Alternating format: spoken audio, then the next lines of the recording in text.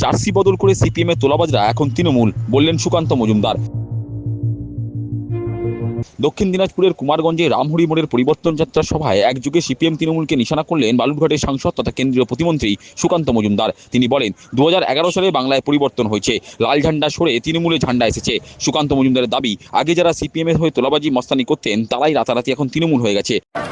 বাংলায় 11 সালে পরিবর্তন হয়েছিল, আমরা কি দেখলাম? লাল ঝান্ডা চলে গেল, তৃণমূলের ঝান্ডা চলে এলো। কোনো পার্থক্য নেই। যে গুন্ডারা সিপিএম এর হয়ে গুন্ডামি করতো, তোলাবাজি করতো, তারাই আবার রাতের মধ্যে তৃণমূল হয়ে গেল। কি ঠিক বলছি কিনা? ঠিক বলছি কিনা? কুমারগঞ্জে সেটাই হয়েছে কিনা? যে গুন্ডারা আগে সিপিএম এর হয়ে মারামারি করতো, তারাই তৃণমূল হয়ে গেল, তারাই তৃণমূলে চলে গেল। সেই নেতারা যারা বালি পাচার করতো, যারা গরু পাচার করতো, তারাই এখন নাকি তৃণমূল। ঠান্ডা ঠান্ডা কুলকুল, তারা সবাই তৃণমূল। এবং এই তৃণমূল এই রাজ্যটাকে কি করেছে আপনারা আমার থেকে ভালো জানেন। এই রাস্তা দিয়ে যখন গাড়ি ঢোকে, অন্য রাজ্যের গাড়ি আসে, কি আসে কিনা?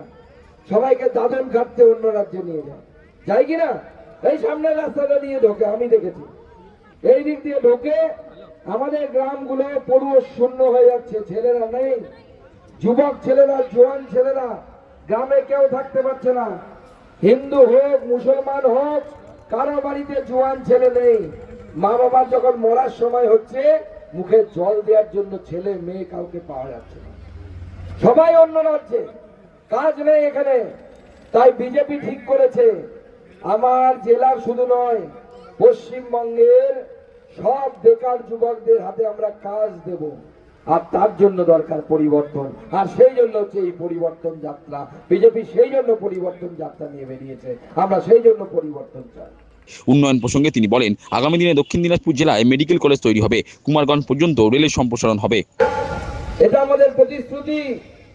আমাদের জেলাতে মেডিকেল কলেজ নেই, পাশের জেলা রায়গঞ্জে আছে, মালদায় আছে, জলপাইগুড়িতে আছে, শিলিগুড়িতে আছে, আমাদের নেই। এমনকি মুর্শিদাবাদে আছে। প্রথম কাজ দক্ষিণ দিনাজপুর জেলায় মেডিকেল কলেজ হবে, আমরা মেডিকেল কলেজ তৈরি করব। আমরা কুমারগঞ্জ অব্দি রেল নিয়ে যেতে পারিনি। আমাদের ভবিষ্যতের পরিকল্পনা থাকবে যে কুমারগঞ্জের মানুষও কেন রেলের স্বাদ পাবে না। তখন বিজেপির সরকার তৈরি হবে, আমরা কুমারগঞ্জেও রেল নিয়ে যাওয়ার জন্য আমরা আমাদের প্রচেষ্টা করব। তৃণমূল ভয় দেখাবে আপনাদেরকে, বিশেষ করে আমাদের দিদিদেরকে বলবে, এই বিজেপির মিছিলে যাবি না, বিজেপির মিটিং এ যাবি না, গেলে লক্ষ্মীর ভান্ডার কেটে দেব।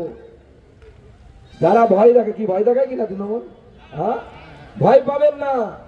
ওদের 1 টাকারও মুরদ নেই আপনার লক্ষ্মীর ভান্ডার কাটা। আর ওদেরকে বলবেন, আরে দুদিন দাঁড়া, বিজেপি আসছে, তোর বাড়ির বউ বেটিকে বলবি লাইন দিতে, 3000 টাকা অন্নপূর্ণা ভান্ডার আমরা দেবো। বিজেপি লক্ষ্মীর ভান্ডারকে বাড়িয়ে 3000 টাকা করবে, আর অন্নপূর্ণা ভান্ডার দেবো আমরা দিই। আমাদের পাশের রাজ্য, এখনো ভোট ঘোষণা হয়নি, ওখানে আবার নতুন করে বাড়বে। এতদিন পর্যন্ত 1250 টাকা অরুণোদয় প্রকল্পে দেওয়া হতো, ছোট রাজ্য, তারা দিচ্ছে 1 কোটি মহিলাকে। আর পশ্চিমবঙ্গ অনেক বড় রাজ্য, তাও মাত্র 1 কোটি মহিলাকে ওরা লক্ষ্মীর ভান্ডার দেয়, তার থেকে বেশি দেয় না। যেখানে পশ্চিমবঙ্গে 4 কোটি মহিলা আছে, 4 কোটি মহিলা মাত্র 1 কোটি মহিলাকে দিচ্ছে। বিজেপি এসে এই সংখ্যা বাড়াবে, শুধু তাই নয়, তার সাথে সাথে টাকাও বাড়াবে। আমরা সুরক্ষা দিব। আমাদের মেয়েরা যেভাবে ধর্ষিতা হয়ে মারা গেছে, মেয়েদেরকে এইভাবে ধর্ষিতা হতে হবে না। তাই আগামী দিনে বিজেপির সরকার গঠন করুন, নরেন্দ্র মোদীর ডবল ইঞ্জিন সরকার গঠন করুন। তখন ডবল ইঞ্জিন সরকার আমাদের এই রাজ্যকে সামনের দিকে টেনে নিয়ে যাবে। একটা ইঞ্জিনের জোর বেশি না দুটো ইঞ্জিনের জোর বেশি? কটা ইঞ্জিনের জোর বেশি? 2টা ইঞ্জিনের জোর বেশি। তাই একটা ইঞ্জিন, শুধু পশ্চিমবঙ্গ সরকারের রেলগাড়িকে শুধু একটা ইঞ্জিনই টানছে।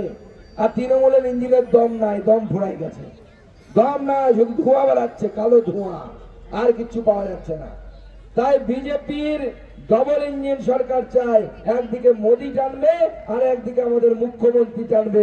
পশ্চিমবঙ্গকে আমরা উপরের দিকে নিয়ে যাব, সেই সংকল্প নিয়ে আমরা আমাদের এই যে স্বাগত সভা, এটাকে স্বাগত সভা